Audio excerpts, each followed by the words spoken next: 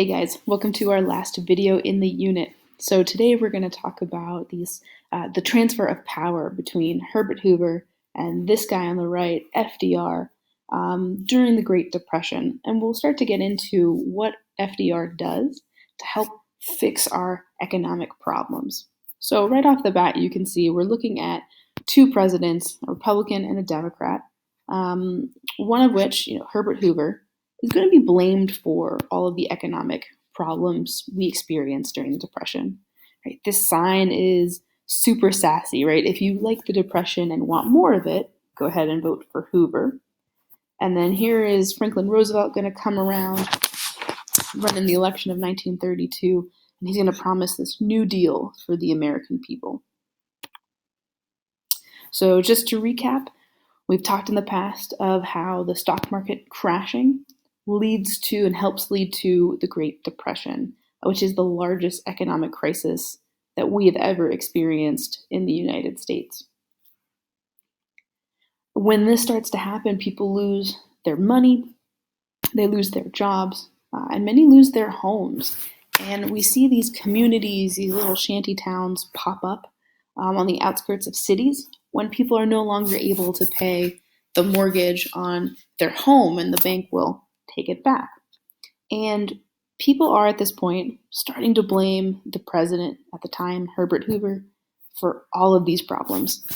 And so the names for these shantytown communities ends up becoming Hoovervilles as a sort of jest to the president that got us in this situation. And now, to be fair, could he have actually done anything to help the Depression? Probably not. He seems like the guy in the wrong place at the wrong time.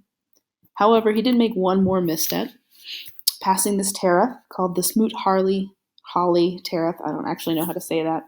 But it was a tax on imported goods. And he increased the tax, called the tariff, on other countries bringing their goods to the United States. And the goal was to help American farmers. Now, right, if you're looking at this in a scenario, let's say China has a bunch of food.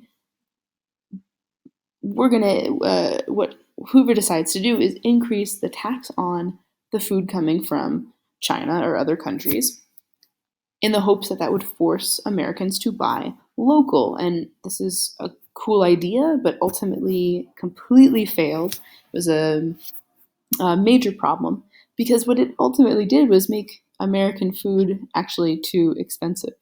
And it made the Depression worse because Americans were not able to purchase the goods here at home either. This combined with his inability to fix people losing their homes and their jobs made the election pretty easy for FDR to win in 1932. I love this photograph. I love the look on Herbert Hoover's face. What this is a photo of is the past president and the newly elected president, this is FDR, riding in a car together to go to the inauguration where the president stands up for the first time and gives this epic speech to the American people about their plans for what they're going to do as president.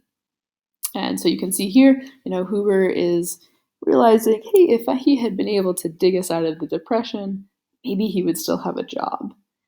And the term that is often applied to Herbert Hoover is that he just did too little, too late. He didn't act fast enough. There really wasn't much he could do anyways, and that was the end of his presidency. You'll see here that FDR is actually president for about 12 years. This cannot be done any longer. There's now a law against this. But he's going to be this immensely popular president. And the American people are going to continue to re-elect him to get us through the Depression and get us through World War II. Okay, so let's get into the New Deal. This is the kind of big meaty part for today. So we're going to look at FDR's big plan for how do we get out of the Great Depression? What can the government do to solve all of these problems that are now affecting most everyone in the country? So FDR was an amazing communicator, and he used radio like no president had used before. And he communicated with people in plain terms. He wasn't there to sound smart.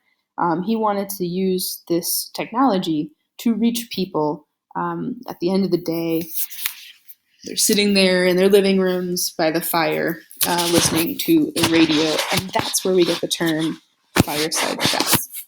So FDR would host these fireside chats where he would speak plainly, simply, but positively to the American people about what he is doing to help them, and to stay positive because relief is coming. And so we're going to look at what's called the 3 R's of the New Deal. So 3 R's are relief, recovery, and reform. So what does that mean? So we'll start with relief, and you are going to want to copy this one down in your notes.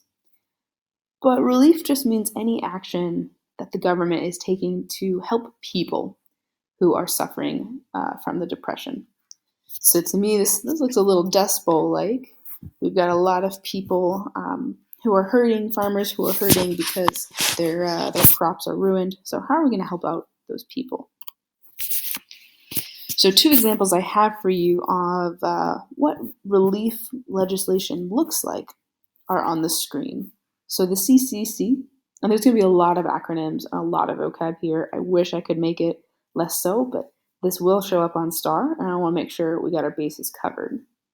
So anyways, the CCC, or the Civilian Conservation Corps, was a job program. So if you're listening and you're a young male in the room, you could have gotten a job opportunity in like the environmental field. So planting trees and fixing up local parks, creating national trails, that sort of thing. The idea was that money that you earned would be sent back home to your family. It was one way you could help out the family. We also see the Works Progress Administration, or the WPA. It did a similar program, but for artists, for writers and musicians, people who are in a more creative field, since those were the first jobs to go away. We'll talk about recovery now. So recovery is pretty broad. We're talking about government actions that help the economy. So for example, FDR had this strategy called priming the pump. And it was this idea that if we can put money into the economy and we could get it working again, all that does is snowball to help people and their businesses. Basically, if I was to give you $100, you'd be pretty likely to spend it, and that business would get your money when it otherwise might not have before. We'll also take a look a little later in class about the AAA, the Agricultural Adjustment Acts, which ultimately was unconstitutional and struck down. But for a little bit, we did pay farmers to plant less in the hopes of raising the prices on their crops. So basically, the government would say, here, take this check. We're going to ask that you plant less than normal so that the price of the corn or whatever it is that you're growing actually increases, which would help the economy recover. Okay, last one, guys. We'll look at reform now.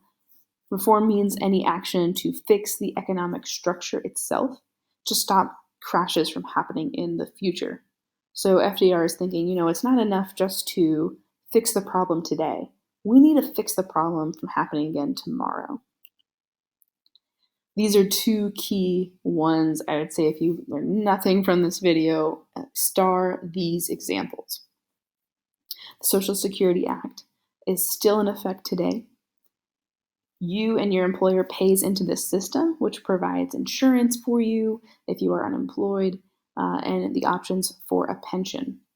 Basically, it's to protect people from leaving the workplace and then having nothing to rely on. And finally, the Federal Deposit Insurance Corporation, or the FDIC, actually still also exists today. It protects your bank deposits, so people don't lose all their money if that particular bank was to go under or fail. It basically tells the consumer, hey, your money is safe in this institution. Even if we fail, your money won't just disappear. So I know that was a lot, guys. Thank you for listening. We're going to move on to box number 2 to get a little bit more in depth on all of these examples of the New Deal. So I'm going to pause the video there, make sure your organizer is complete, and then move on to box number 2.